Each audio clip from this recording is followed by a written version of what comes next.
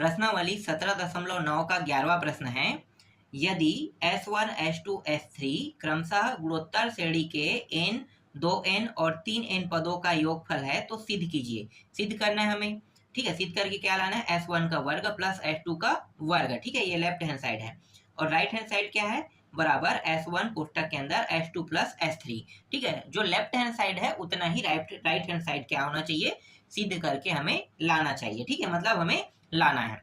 तो सबसे पहले क्या करेंगे, मानेंगे ना, तो हमारे पास पहला पद है, ना ही हमारे पास आर का मान है ना। तो मान लेते हैं, माना प्रथम पद ए तथा सार्वनुपात आर, दोनों को मान लिए, ठीक है। अब S1, ठीक है। S1 का मतलब क्या है, S जब भी रहता है तो योगफल का मान है, मतलब पहले पद का। S1 का मतलब क्या है, पहले पद का मान है ना। तो हम इसे पहला पद नहीं कहेंगे क्योंकि S1, S2, S3 यहाँ पे हमारे पास कहीं पे भी यहाँ पे इस प्रश्न में पहला पद, दूसरा पद, तीसरा पद है ना, योगफल नहीं बताया, यहाँ पे कुछ नहीं कहा है ना। तो क्या करना है, यहाँ पे सिर्फ S1 लेना है और S1 लेने के बाद सूत्र लगा देना। सूत्र क्या है, A फिर Rn-1 और नीचे में फिर R-1, ठीक है। ये S1 के लिए है। इसी तरीके से S2 के लिए भी करते हैं। तो S2 A और ये R, देखो यहाँ पे 2 है मतलब 2n हो जाएगा, ठीक है। फिर -1 और ये R-1। इसी तरीके से S3 के लिए भी करते हैं। तो A R, अब कितना होगा, यहाँ पे 3 है तो 3n-1 फिर R-1, ठीक है। इस तरीके से होगा। अब क्या करेंगे, अब लेफ्ट हैंड साइड को लेकर चलेंगे, ठीक है। सबसे पहले हम लोग लेफ्ट हैंड साइड को लेकर चलेंगे। तो लेफ्ट हैंड साइड, ठीक है, लेफ्ट हैंड साइड S1 का वर्ग प्लस S2 का वर्ग। देखो S1 और S2 दोनों का वर्ग का, एक मिनट, X1 और ये S2 है ना। तो S1 S2 दोनों का वर्ग करके क्या करना है, जोड़ना है, ठीक है। तो दोनों का वर्ग करेंगे और वर्ग करके जोड़ेंगे। तो S1 का वर्ग, तो A कोष्टक के अंदर Rn-1 और R-1, ठीक है। इसको बड़ा कोष्टक में ले लेते हैं क्योंकि वर्ग करना है और जोड़ने का निशान भी लगाना है, ठीक है। तो जोड़ भी देते हैं। अब S2 को भी ऐसे ही करेंगे। S2 क्या है, A R2n-1 और R-1 कोष्टक बंद और इसका भी वर्ग। देखो दोनों का वर्ग हो गया और दोनों जुड़ गया, ठीक है। अब यहाँ पे देखो ये जो है ना, इसके साथ ये जो है, ये दोनों गुणा के फॉर्म में, मतलब मैं इसे a के वर्ग के फॉर्म में लिख सकता हूँ, ठीक है। a के वर्ग के फॉर्म में इसे मैं लिख लेता हूँ, ठीक। अब ये जो है R-1 इसका भी वर्ग होगा, नीचे वाला R-1 इसका भी वर्ग होगा। फिर ये जो एक है, एक नहीं, a है, इसका भी वर्ग, ठीक है। फिर R2n-1 इसका भी वर्ग और नीचे वाले का भी वर्ग, ठीक है। इस प्रकार से ये वर्ग, ठीक है। तो सभी में देखो 2 घात 2 घात आ गया है ना। आगे इसको और हल करेंगे। तो आगे हल करेंगे तो देखो ये और ये सेम टू सेम है और ये सेम टू सेम है। तो क्या करेंगे, उभयनिष्ठ के रूप में बाहर निकाल देते हैं दोनों को। ये रहा, हमने उभयनिष्ठ के रूप में दोनों को बाहर निकाल दिया, ठीक है। अब यहाँ पे देखो R का Rn-1 तो 2 घात है ना, तो इसको हल कर लेते हैं, ठीक है। क्या कर लेते हैं, हल कर लेते हैं।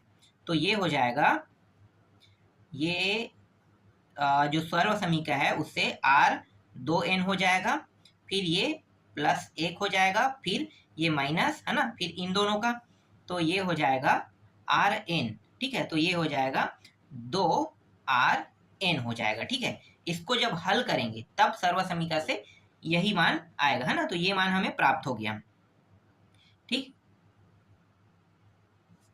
इसके बाद ये वाला हल करते हैं। फिर यहाँ पे कौन सा चिन्ह है, प्लस है, प्लस लगा दो। फिर 2 2 2 4, एक मिनट, ये R रहेगा, है ना, R और ये 4n हो जाएगा, ठीक है। फिर +1, ये भी +1 ही रहेगा।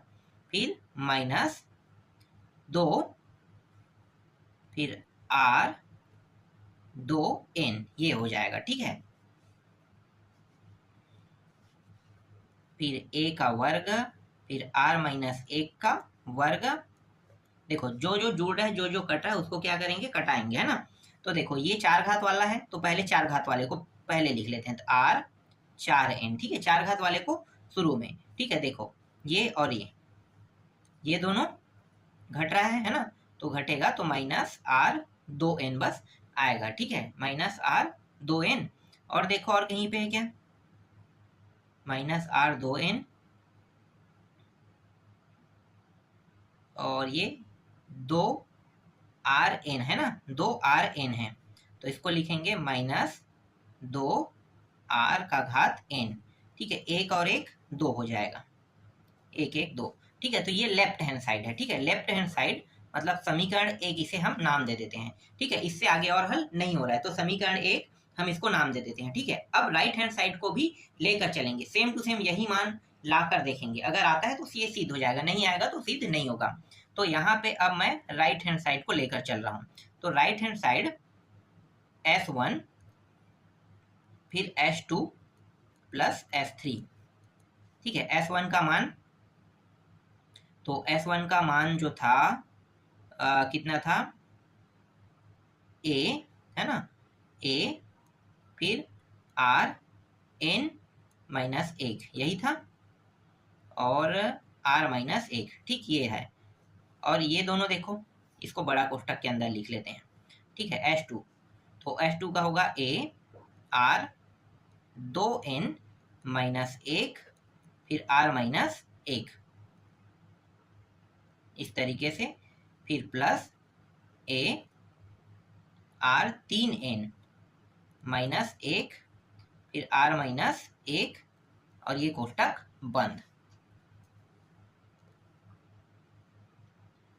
फिर A R n minus 1 R minus 1, ठीक है। अब देखो यहाँ भी ये है, यहाँ भी ये है, दोनों में है, उभयनिष्ठ के रूप में निकाल लेते हैं, तो ए उभयनिष्ठ के रूप में निकल गया। देखो नीचे में दोनों में है ना, तो R माइनस 1 भी उभयनिष्ठ के रूप में निकल गया। ऊपर में बचेगा क्या, बचेगा R 2n माइनस 1, और यहाँ पे बचेगा प्लस R 3n माइनस 1, ठीक है, ये बच रहा है। A और A क्या हो जाएगा, A का वर्ग, ये दोनों गुणा होके R का वर्ग, और एक काम करते हैं, ठीक है, दोनों है तो इसको एक करके इस तरीके से वर्ग इसको भी कर देते हैं, ठीक है, ठीक, यहाँ तक हो गया। तो R माइनस 1 का भी वर्ग हो गया और A का वर्ग भी हो गया, है ना। अब ये जो है ना, ये जो मान है, ठीक है, इसका हम क्या करेंगे, अंदर गुणा कर देंगे, ठीक है, अंदर गुणा कर देंगे। तो गुणा करेंगे तो चलो लास्ट में कर देंगे, पहले मैं कोष्ठक बस में ऐसे लिख देता हूँ, R n माइनस 1, फिर ये वाला कोष्ठक के अंदर इसको भी ले लेते हैं ना, R 2n, और ये दोनों तो जुड़ जाएगा ना, तो पहले मैं प्लस को लिख लेता हूँ, R 3n फिर प्लस नहीं -2, ठीक है, ये -2 इस तरीके से।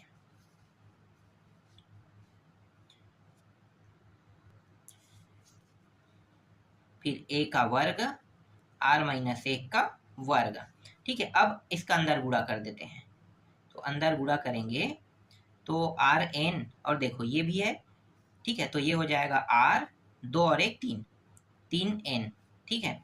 फिर इसी का इसके साथ भी गुणा होगा, फिर प्लस R 4n हो जाएगा, फिर इसका इसके साथ गुणा होगा तो -2 Rn बस होगा, ठीक है। अब एक का गुणा करेंगे तो चिन्ह क्या होगा, बदलते जाए, क्योंकि ये माइनस है, ये प्लस है ना, तो माइनस प्लस, तो जो प्लस वाला मान रहेगा यहाँ पे वो सब माइनस में होते जाएगा, तो माइनस के साथ गुणा होगा तो ये प्लस था माइनस हो गया, तो R 2n, ये भी प्लस में है, तो इसका भी क्या होगा, इसका भी माइनस हो जाएगा, R 3n, और ये माइनस में है तो ये क्या हो जाएगा, प्लस हो जाएगा 2, ठीक है, इस तरीके से।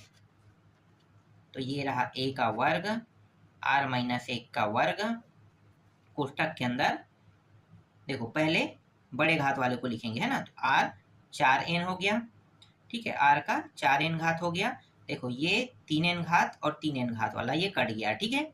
इसके बाद देखो 2 घात वाला, तो ये 2 घात वाला माइनस में है, R 2n फिर माइनस 2 Rn फिर प्लस 2, और ये आपका दूसरा समीकरण हो गया, ठीक है। तो सेम टू सेम ना, जैसे पहला समीकरण मतलब पहला समीकरण और दूसरा समीकरण सेम टू सेम हमें प्राप्त हो रहा है, देख सकते हो। और सेम टू सेम प्राप्त हुआ है, पहला समीकरण दूसरा समीकरण। तो यहाँ पे आपको लिख लेना है समीकरण समीकरण 1 और 2 से लेफ्ट हैंड साइड बराबर राइट हैंड साइड सिद्ध हुआ। ठीक है, सिद्ध हुआ। इस तरीके से left hand side right hand side को सिद्ध हुआ कह के लिखना है। ठीक है, और जो लेफ्ट हैंड साइड और राइट हैंड साइड में जो मान है उसको भी यहाँ पे क्या करना है, नीचे में लिख लेना है। ठीक है, जो S1 S2 है ना, इस तरीके से दिया हुआ तो उसको लिख लेना है। उसके बाद आपको सिद्ध हुआ कह के बताना। ठीक है, तो ये प्रश्न बन गया। चलो अगला प्रश्न देखते हैं। देखो 12वां प्रश्न, दिखाइए कि एक गुणोत्तर श्रेणी के प्रथम n पदों के योगफल तथा n+ वे पद से 2nवें पद तक के पदों का योगफल का अनुपात 1/Rn है। ठीक है, 1/Rn है। तो अभीष्ट अनुपात हम निकाल लेते हैं।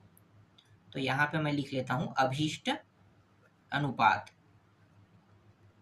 ठीक है, अभीष्ट अनुपात तो जैसे A1 A2 है ना, ऐसे ही होता था ना। तो A1 A2 फिर A3, फिर इस तरीके से ये बढ़ते जाएगा और कहाँ तक जाएगा, AN तक के जाएगा। ठीक है, AN तक के चला गया। इसके बाद नीचे में A और ये n+1 हो जाएगा।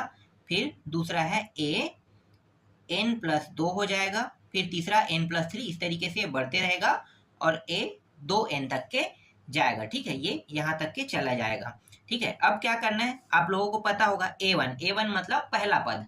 ठीक है, तो पहला पद का मान हमेशा क्या रहता है, पहला पद का मान हमेशा A रहता है। फिर A2 अगर कहेगा तो A2 कहेगा तो इसका मतलब क्या है, AR रहेगा, है ना। दूसरा पद मतलब AR।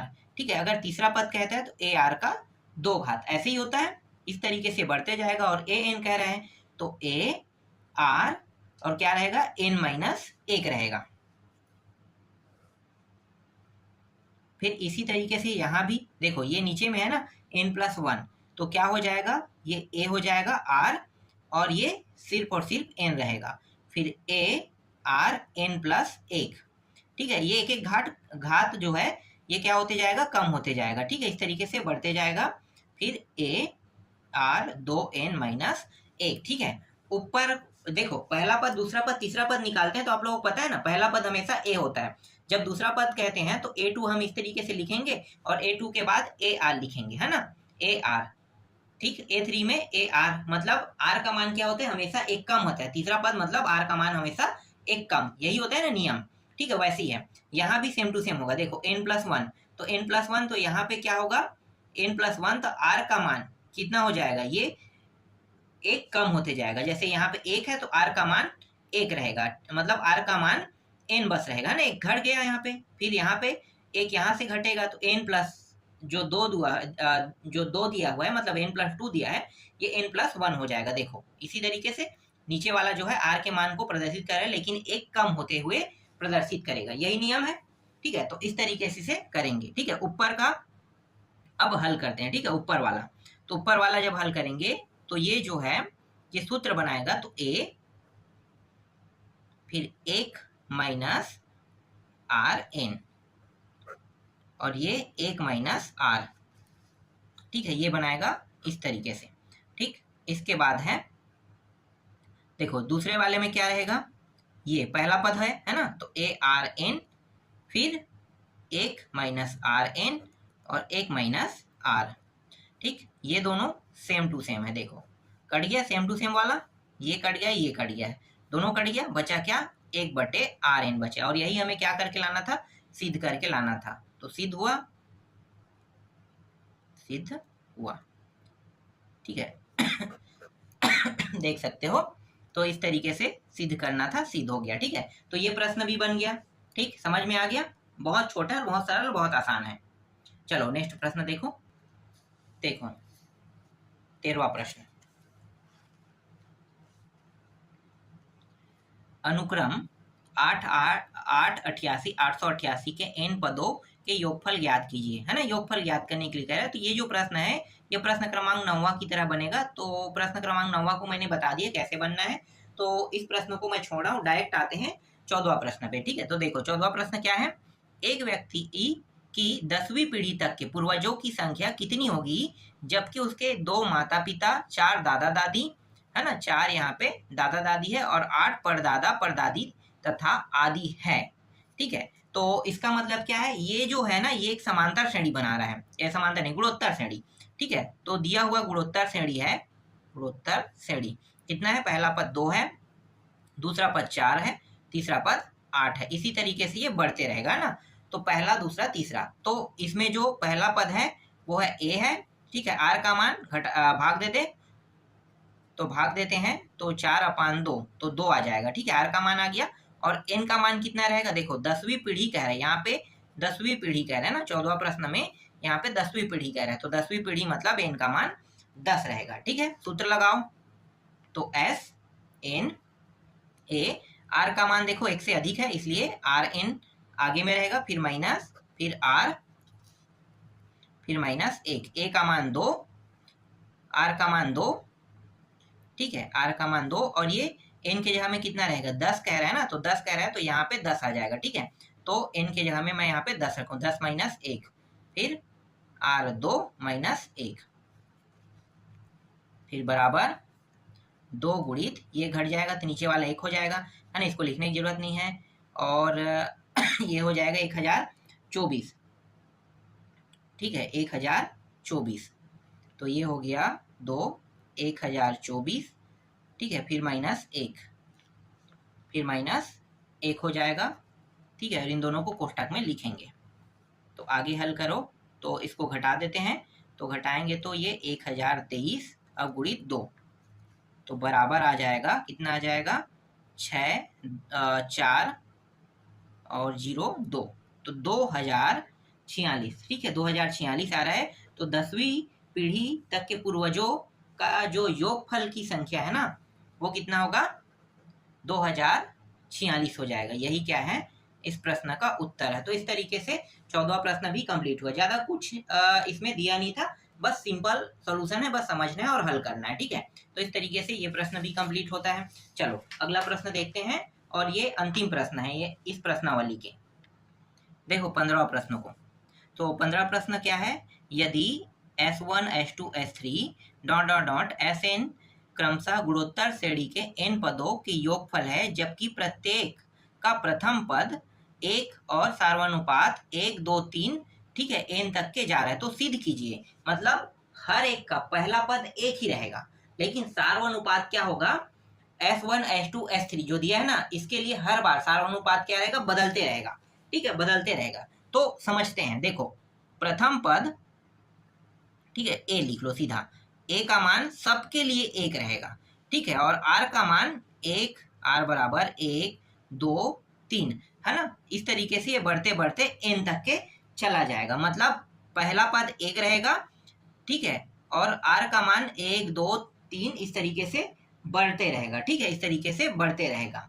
ठीक है, तो अब एन पदों का योगफल निकालते हैं। ठीक है, एन पदों का योगफल सबके लिए, देखो 1 2 3 इस तरीके से जा रहे हैं, एनवा पद तक के निकालेंगे, है ना, तो जो S1 है, ठीक है, S1, तो S1 के लिए पहले निकालते हैं, तो S1 के लिए क्या होगा, सूत्र आपको पता है ना, सूत्र क्या है, A फिर RN, देखो RN फिर माइनस 1। ठीक है, यहाँ पे देखो 1 से स्टार्ट हो रहा है इसलिए आगे में लिखेंगे, फिर R माइनस 1, आगे हल करो इसको, तो ये हो जाएगा 1 हो जाएगा, और ये हो जाएगा RN, ठीक है, माइनस 1, और ये हो जाएगा R माइनस 1। ठीक है, इस तरीके से, तो ये जो पूरा मान है ना, ये पूरा मान किसके बराबर हो रहा है, किसके बराबर हो रहे हैं भाई, देखो ये, एक मिनट, यहाँ पे मैंने 1 तो नहीं रखा है ना, R का मान पहला S1 है, तो R का मान भी यहाँ भी 1 रहेगा, तो 1 रखो ना। ठीक है, ये रहा 1। ठीक है, तो सभी जगह क्या हो जाएगा, 1 1 आ जाएगा, तो ये आगे जब हल होगा तो देखो ये दोनों कट के क्या हो रहे हैं, 0, तो 0 के साथ सबको भाग करोगे तो क्या होगा, 0 के बराबर होगा, मतलब S1 का मान 0 के बतौर हो रहा है, तो ये 0 के बतौर हो रहा है, तो हम इसे 0 नहीं लिख सकते। ठीक है, 0 लिखेंगे तो हमारा प्रश्न क्या होगा, गलत हो जाए, इसलिए इसे n लिख दिया जाएगा। ठीक है, क्या लिख दिया जाएगा, n लिख दिया जाएगा। ठीक है, तो ये जो पूरा मान है ये n के बराबर हो रहा है, मतलब S1 का मान जो है वो n के बराबर हो रहा है। इस तरीके से हमें लिखना पड़ेगा, क्योंकि अगर अभी से हम इसे 0 कर देंगे तो ये क्या हो जाएगा, डायरेक्ट 0 हो जाएगा। आगे हम इसका 0 उपयोग करेंगे, ठीक है, कटेगा तो 0 हो जाएगा ये खुद। फिर S2, फिर S2, फिर A, फिर R, फिर n-1, फिर r-1, ठीक है। तो r-1 ये तो 1 रहेगा, इसका मान हो जाएगा 2n-1 और 2-1, तो ये हो जाएगा 2n-1, ठीक है। तो इसका मान आ गया 2, ये हो गया ये, ठीक है। इसके बाद S3 का निकालते हैं, तो S3 का सेम टू सेम यही सूत्र लगेगा, ठीक है। तो डायरेक्ट मान मैं रख देता हूँ यहाँ पे, है ना। तो ये हो गया 3n-1, एक को मैं हटा देता हूँ, ठीक है, इसका मान तो 1 होगा, तो थोड़ा सा डायरेक्ट कर देते हैं। फिर 3-1, तो ये हो जाएगा 3n-1 और ये रहा 2, ठीक है, यहाँ तक होगा। फिर अब और आगे नहीं करेंगे, है ना, Sn के लिए कर देते हैं डायरेक्ट, Sn के लिए तो सूत्र आपको पता है, तो ये तो सेम टू सेम रहेगा, तो सेम टू सेम वाला ऐसा कर देते हैं, ठीक है। यहाँ भी a की जगह में 1 रहेगा, तो Rn-1, ठीक है, Rn-1, तो ये n रहेगा, r के जगह में हम क्या रखेंगे, n रखेंगे, तो n- इस तरीके से, ठीक है। तो ये हो गया n-1 और n-1, ये हल नहीं होगा तो यही आएगा, ठीक है। तो देखो S1 के लिए n निकला, S2 के लिए 2n-1, S3 के लिए 3n-1/2 और Sn के लिए nवां पद के लिए निकाल रहे हैं, तो n-1/n-1 आ रहा है, ठीक है। अब इस मान को कहाँ पे रखेंगे, लेफ्ट हैंड साइड में। देखो यहाँ पे ये जो प्रश्न है ना, ये जो प्रश्न है, देखो ये क्या है, ये लेफ्ट हैंड साइड है, ठीक है, और ये प्रश्न का राइट हैंड साइड है। तो हम लेफ्ट हैंड साइड को लेकर चलेंगे, ये जो लेफ्ट हैंड साइड है इसको लेकर चलेंगे, और ये जो राइट हैंड साइड है इसे हमें क्या करना है, सिद्ध करके लाना है, ठीक है, सिद्ध करके लाएंगे। तो मैं इसे लेकर चल रहा हूँ, ठीक है, लेफ्ट हैंड साइड जो दिया है इसको लेकर चलेंगे। तो S1, S2, S3 और S4 ये सभी का मान हमारे पास है, ठीक है। S4 को लिखने की जरूरत नहीं, S3 तक की लिख देते हैं, ठीक है। ये आगे बताते जा रहा है, अगर आप 2 ही पद तक के लिखना चाहो तो 2 ही पद तक के लिख लो और अंतिम पद को लिख लो, ठीक है। तो इससे क्या होगा, हमारा जो उत्तर है वो आ जाएगा, ठीक है, सभी पदों को लिखने की जरूरत नहीं है। तो चलो मानों को रख देते हैं। तो जो S1 का मान था कितना है, n आया है ना, तो S1 की जगह में डायरेक्ट यहाँ पे n रखेंगे, तो ये हो गया लेफ्ट हैंड साइड में लिख देता हूँ, ये मैं n रख रहा हूँ। n के बाद S2 के जगह में ये मान रखेंगे, है ना, तो 2n-1, फिर S3, है ना। तो S3 को देखो, आगे में 2 का गुणा है, फिर S3 है, तो 2 का गुणा करते हुए S3 को लिखेंगे, तो S3 3n-1 और ये रहा 2, ठीक है। तो देखो ये दोनों गुणा के फॉर्म में यहीं से कटा देते हैं, ठीक है, कट गया। फिर इसको आगे बढ़ाते जाओ, डॉट डॉट डॉट, फिर Sn का मान रखेंगे, ठीक है, देख लो n-n के लिए, है ना, तो n-n यहाँ पे है और Sn का मान रख देते हैं, तो ये हो गया n-1 और ये हो गया n-1 और फिर नीचे में क्या है, n-1, तो ये दोनों भी इसी तरीके से क्या हो गया, कट गया, है ना। तो इसको भी हम क्या करेंगे, कटा देंगे, ठीक है, ये भी कट गया। देखो अब क्या करना है, जो बचा है उसको लिख लेते हैं, तो ये n प्लस 2n-1, फिर यहाँ पे देखो, फिर प्लस 3n, फिर -1, ठीक है। इसी तरीके से 4n-1 बचेगा, तो आगे के पद को अब लिखने की जरूरत नहीं है, ठीक है। अब ये जो n का घात n-1 इसको लिख लेते हैं, ठीक।